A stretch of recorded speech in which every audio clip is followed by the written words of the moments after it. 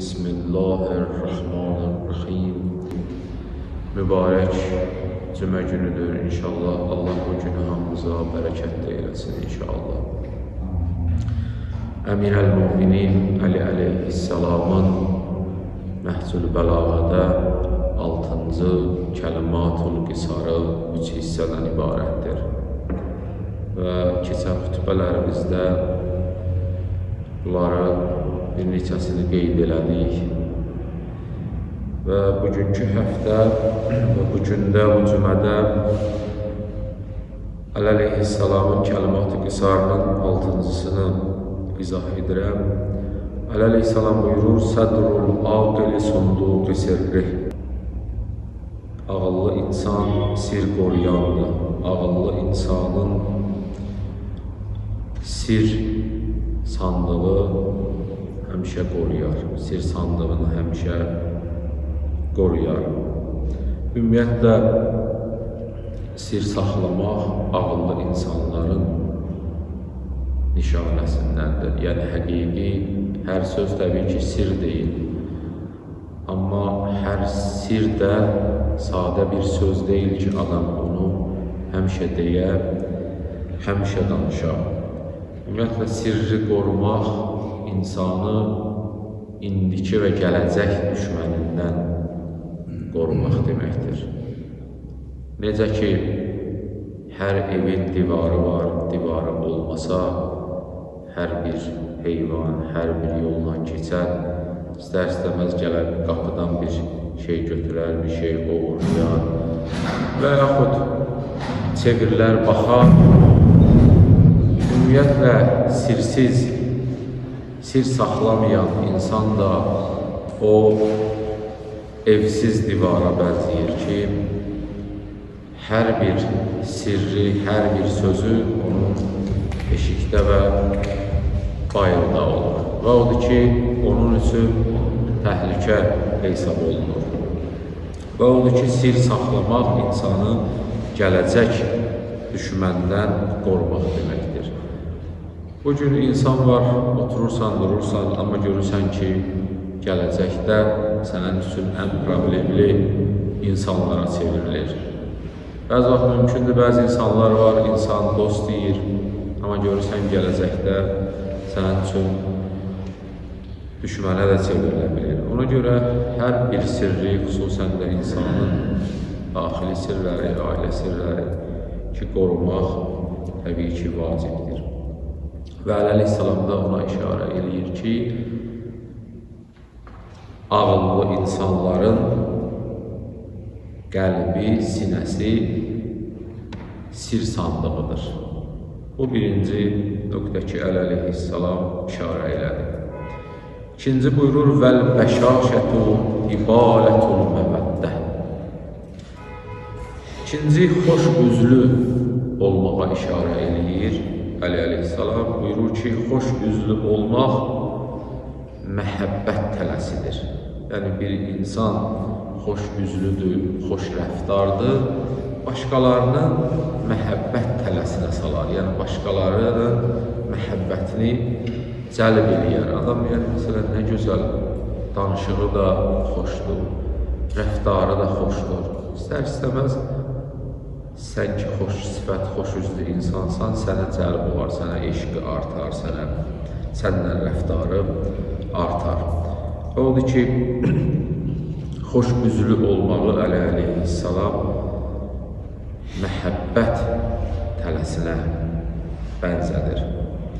İmam Ali əleyhissalam başqa bir şeydə, başqa bir yerdə buyurur ki, xoş üzlü olmaq Allahın məhəbbətini də cəm eləyər. Allahın nəzəri də, Allahın məhəbbəti də artar. İmam Kazim əleyhissalam buyurur: dostluqlarınızı həmişə daimi eləyin, ayaqda saxlayın ki, dostluqlarınızı. Bu dostluqda xoş üzlü olmaqla ələ gəlir, xoş rəftarla ələ gəlir. Bunu həmişə əlinizdə saxlayın ki, işin küdurət ortada onların xarab olmasına gətirib çıxarmasın. Xoş üzlü olmağın ümumiyyətlə çox, həqiqətən çox əhəmiyyəti var, çox insana verdiyi çox şeylər var ki, onlardan biri budur ki, insanın əxlaqı gözəl olar. Xoş üzlü olmaq özü əxlaqi bir dəyərdir. Özü ibadət sayılır, yaxşılıq sayılır. Yəni, əhəmiyyətindən, dəyərindən biri budur ki, xoş rəftar insan, xoş rəftarlıq özü ibadət sayılır, yaxşılıq sayılır. Başqalarının məhəbbəti özünə cəm edir. Kin-küdurəti aradan aparır. Əlaqələr yaranmağına səbəb olur. İnsan ictimai bir varlıqdır, gərək məsələn cəmiyyətdə ola, cəmiyyətdə əlaqə yaradır. Görürsən, qaşlı qabaqlı insanlar adətən məsələn adam ilk baxışda deyir ki, yox, bununla yola gedə bilmirəm. Deyirsən, niyə deyir məsələn qaşı qabağı yerlə gedir. Və odur ki, xoş üzlü olmaq bu kimi faydaları, bu kimi əhəmiyyətləri var. Ümumiyyətlə, cəmiyyətdə əlaqələrin genişlənməyinə səbəb olar. Həm də xoş üzüllük bir insanı kərim insan edir, əli açıq insan edir. Əli bərk olmaz, səxavətli olar, paxılıq olmaz. Bu kimi təsirləri var. Üçüncü və axırıncı ki, əleyhissalam işarə edir, o budur ki, vəl ihtimalu qəbul uyubi, dözümlü olmaq, səbirli olmaq. Əleyhissalam çox maraqlı cümlə ilə buyurur, deyir, dözümlü olmaq, səbirli olmaq eyiblərin qəbridir. Yəni, təsəvvür edin, ümumiyyətlə bu söz də var, hər kim səbr edər, səbridən qazanar, səbridən udar. Həqiqətən də belədir. Görürsən ki, normal bir, məsələn, hadisədə də adama söz deyirlər. Əgər həqiqətən yerində cavab verirsən, görürsən, çox eyiblər açılır. Odur ki, səbr eyibləri həqiqətən gizlədir. Bəzi vaxt, bəzi şeylər bizim çox xırda gəlir. Amma görürsən ki, yox, məsələ xırda da deyil. Həqiqətən sonradan fikirləşirsən ki, nə yaxşı mən də cavab vermədim, nə yaxşı mən də demədim. Desəydim, gərək hər bir şeyi açıb töküydüm. Hər bir şeyi də açıb töksən, axır, daha da kin-küdurətə səbəb olur. Odur ki, səbr eləmək həmişə qəlbə qazanmaqdır həqiqətən. Səbr etdikcə doğrudan eyiblər gizlənir. Mümkündür bir insan sadə bir səhvi olar. Bunu da sən əsəb üzündən desəydin, səbirsizlik edib desəydin, bir yanında 5 adam biləcəkdir. O 5 adamın da bir 5 dostu var, bu da bir elə 25 adamı.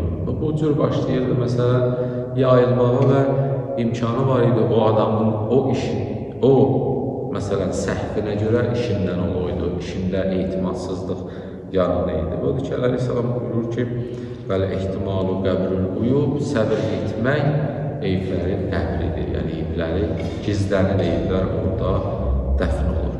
Bəzi vaxtda həqiqətən görürsən, adama söz gətirənlər də düzgün gətirib çıxartmırlar, baş ayaq gətirib çıxartmırlar. Məsələn, deyil, filan kəs haqqında belə dedi, adam əsəbləşir, amma adam bir özünə zəng eləyəndə görür, yox, heç bu dediyi kimi deyil. 50% məsələ tam fərqliymiş. Bu bunu düz başa düşməyibdir, bu bunu düz anlamayıbdır. Amma səbr eləyəndə, qışqırıb bağırmanda, eyibləri ortaya tökməyəndə adam zəng eləyib elə ya özünü görə, ya özündən soruşur, deyə mənim haqqımda məsələn belə deyibsən, nə idi məsələ? Bəzi vaxt görürsən 80%, 70%, 60% məsələni xəbər gətirən düz başa salmayıb, düz çatdırmayıb. Və odur ki, səbr bunların hamısını həll edir. İnşallah Allah Teala bizi ağıllı insanlardan qərar versin, həqiqətən dözümlü insanlardan qərar versin, xoş üzlü və xoş sifətli insanlardan qərar versin inşallah. Esselamu aleykum və rəhmətullahi və bərəkatuhu.